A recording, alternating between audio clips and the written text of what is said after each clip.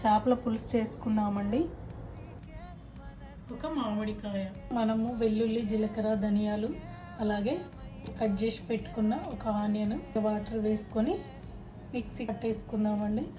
ఈ చేపల ముక్కలకి కొద్దిగా పసుపు, కొద్దిగా ఉప్పు, కొద్దిగా కారం అన్నీ కలుపుకోవాలి వేసుకొని. ఇప్పుడు ఈ విధంగా బాగా కలుపుకోవాలండి చేపల ముక్కలకి ఉప్పు కారం పట్టేలాగా.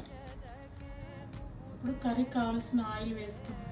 ఆవాలు, అలాగే జీలకర్ర, ఆనియన్, కొద్దిగా మెంతులు, టమాటా వేసుకుందామండి. ఈ పేస్ట్ వేసుకుందామండి. ఇందులో చేప ముక్కలు కూడా వేసుకుందామండి. బాగా మరిగిపోయింది కదా. ఇందులో మామిడి ముక్కలు వేసుకుందామండి, మామిడికాయ ముక్కలు. ఇప్పుడు కొత్తిమీర వేసుకుందాము. అథెంటిక్ నెల్లూరు చేపల పులుసు